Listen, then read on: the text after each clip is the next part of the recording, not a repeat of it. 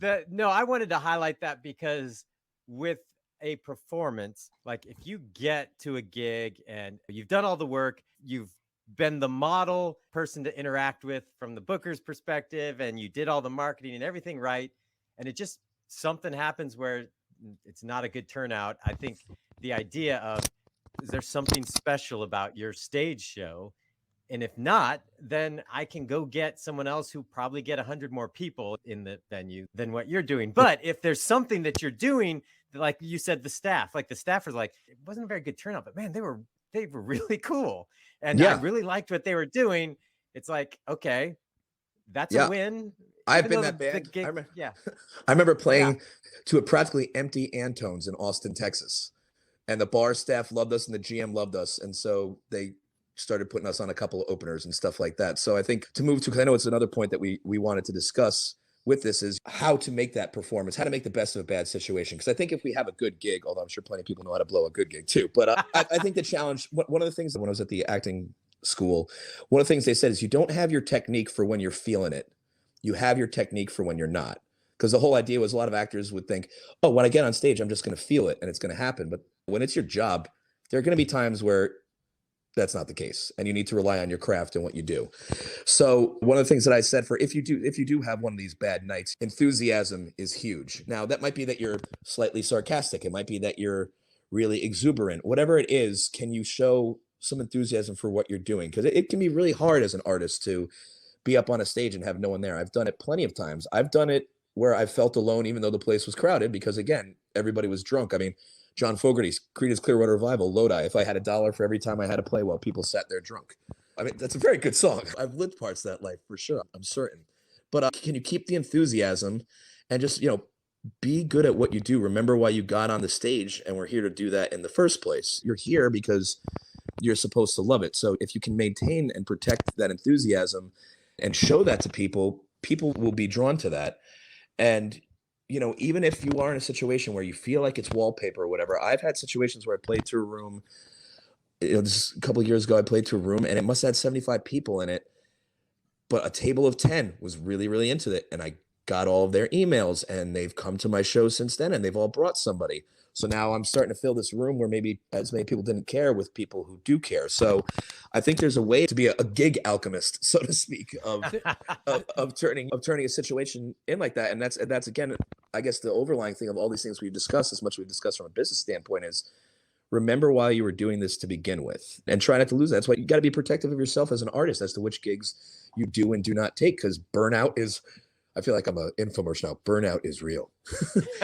Musician burnout is real, but think about what it's worth. Because at the end of the day, you want to love this. I had to personally take a pause from a lot of the gigging that I used to do because it was getting to a point where if it wasn't one of our big drawing shows or one of our festival shows, but I'd pop into a pub, I was watching baseball while playing guitar. I'm like, do I really want to?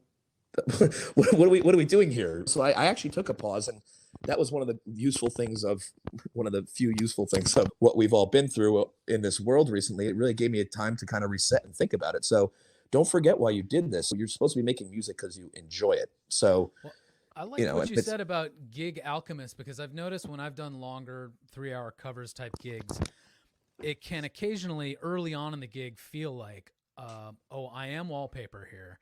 And if my ego is overly invested, that's a negative thing. It's defeat. It's whatever. And then you get grumpy. But as I've gotten older, it's easier for me to be like, I am wallpaper. And out of this sense of giving up, I can now just have fun. So you reach a point where you give up in a good way, and then I have a blast. And then I notice once I hit that point, 15 minutes later, people are singing along and dancing or whatever. It's like, it's a kind of weird alchemy, but it comes out of defeat in a way. Yeah, and energy is infectious. That is a great coping skill you've come up with, Chris.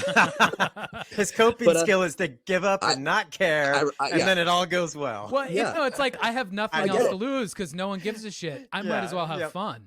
Yeah, absolutely, and that's infectious. And whatever that fun is, or the intimacy, if you're playing mellower songs or songs that are more about emotions and things like that, but.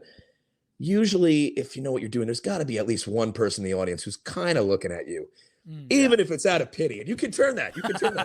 Well, I think the point, the point is good also because artists oftentimes whether the gig is disappointing or they realize, oh, it's going to be one of these kind of gigs where they're either the wallpaper or everyone's there to drink and ignore them, or it's the typical scenario that we've probably all done is we're expecting 300 people to turn out. It's 50. And so we look out and go, oh, nobody came. I'm like, no, 50 people came. Yeah. And you're treating it like a defeat instead of looking at, like you mentioned, like there's a table of 10 that are really into it. It's like, if you have a good time with those people and highlight them as these are the people having fun, then maybe more people will join in on the fun, because sometimes people just need permission to have fun.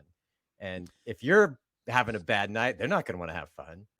There's also that like meme that goes around on Facebook and Instagram, like, what's the biggest act you ever saw in the smallest room, like with the least people? And people start these conversations about having seen great artists with like 13 people in the room. And they're always magical experiences. It's never, oh, the artist was pissed and everyone was depressed. It was like, it was amazing. They were great. And I got to have this intimate experience. So I don't know why it would be any different for a kind of emerging artist that. Yeah, I can tell you mine right now. I saw Patti Smith at Star Bar in Park City, Utah. Small crowd. She was still absolutely captivating. I saw John Butler Trio at the Stone Church in Newmarket, New Hampshire.